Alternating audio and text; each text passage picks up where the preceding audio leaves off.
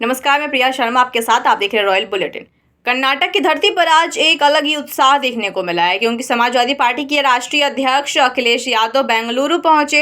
Airport से लेकर शहर की सड़कों तक उनकी अगवानी के लिए भारी भीड़ उमड़ी और स्वागत बिल्कुल भव्य रहा। बेंगलुरु और मैसूर के समर्थकों ने ढोल नगाड़े, फूलों की बारिश और जोरदार नारों के बीच उनका स्वागत किया। माहौल में ऊर्जा साफ झलक रही थी और पूरे शहर में उनके दौरे की चर्चा बनी हुई थी। कार्यक्रम के दौरान अखिलेश यादव ने बेंगलुरु और कर्नाटक से अपने जुड़ाव को याद करते हुए भावुक बयान दिए।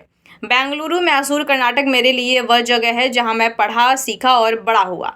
यहां मिली नॉलेज आज भी काम आती है। अखिलेश यादव का यह बयान न केवल उनके व्यक्तिगत संबंधों को दर्शाता है बल्कि यह भी बताता है कि कर्नाटक ने उनके राजनीतिक और व्यक्तिगत विकास में कितनी महत्वपूर्ण भूमिका निभाई है।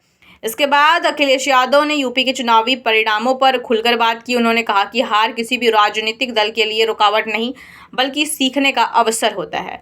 यूपी में हम लोगों ने हार से सीखा, हार ही सिखाती है। हमने तो दोनों डबल इंजन को हराया। अखिलेश का यह बयान साफ संकेत देता है कि आने वाले चुनाव में सपा नई रणनीति के साथ उतरने वाली है और पिछली गलतियों से सबक लेकर आगे बढ़ना चाहती है। अखिलेश यादव ने बिहार की राजनीतिक स्थिति का भी जिक्र किया। उन्होंने कहा कि कुछ जीतें आसान होती है लेकिन यूपी को जीत में बदलने में समय लगता है क्योंकि यहाँ मुकाबला बेहद कठोर है।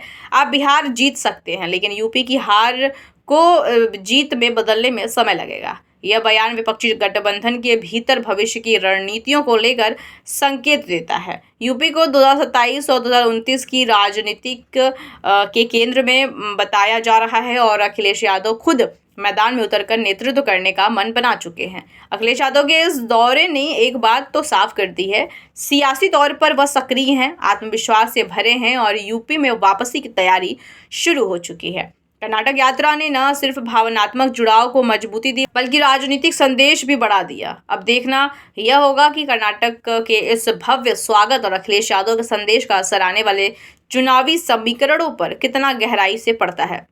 आप इस इलेक्शन से क्या सबक सीख सकते हैं? या टीएमसी हो, जेडीयू हो, आप मेनली आरजेडी हो या आपके एसपी हो, एसपी तो बड़ी तगड़ी पार्टी है यूपी में, क्या एक सबक है कि किस दिशा में जाना चाहिए नेक्स्ट इलेक्शन में?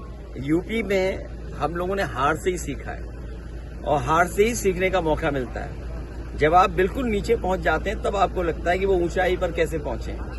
हम हारे थे, मुझे याद है हमें 5 सीट मिली थी, मैं सरकार नहीं बना पाया और उसके बाद डबल इंजन, उन दोनों डबल इंजनों को हमने हराया और ऐसी ऐसी सीटें वो हारे हैं अभी भी शायद वो कल्पना नहीं कर सकते।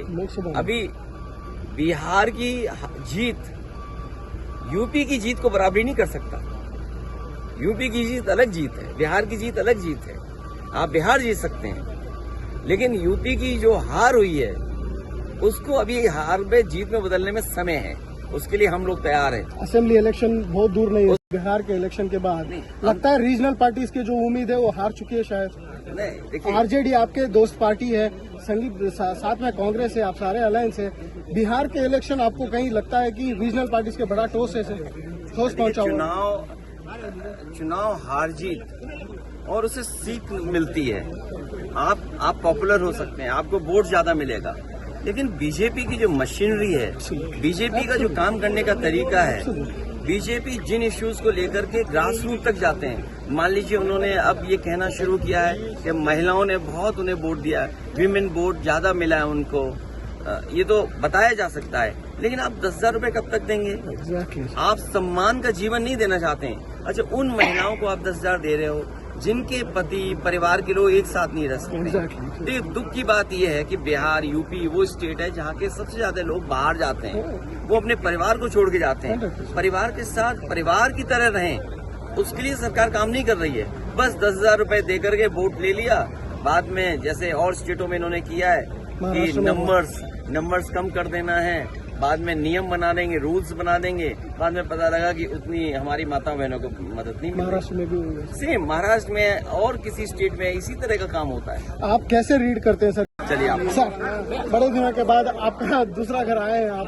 देखिए, बेंगलोर, मैसूर, कर्नाटक मेरे लिए वो जगह है जहाँ पर मैं बड़ा हुआ, पढ़ा, सीखा और बहुत अच्छे अनुभव मिले। और उसका परिणाम ये हुआ कि आज हम लोग राजनीति में जो समझ रखते हैं वो मैसूर, कर्नाटक इसलिए है क्योंकि यहाँ पर 12th के बाद जो पढ़ाई हुई, जो ग्रूमिंग हुई, जो नॉलेज मिली, उसका लाभ मुझे आज भी मिल रहा है। क्योंकि ये स्टार्टअप का हब है बेंगलोर। एक जमाना था कि हमारे साथ जितने भी बच्चे पढ़ते थे वो सॉफ्टवेयर इंजीनियर, बाहर जाने का सिलसिला, भारत से बाहर जाना, या उस समय ग्रो हो रहा था ये सेक्टर। तो आज जब हम लोग यहाँ आए हैं, हालांकि कल हम और आप सब लोग मिलेंगे भी, स्टार्टअप को लेकर के विजन इंडिया, नियो इंडिया, उस दिशा में कैसे आगे बढ़ें, इसलिए बेंगलोर से अच्छी जगह और कोई नहीं हो सकती थी। इसलिए शुरुआत की है बेंगलोर में, और कल जब यूपी में सरकार बने तो उस दिशा में हम लोग काम करें। उम्मीद है सर कल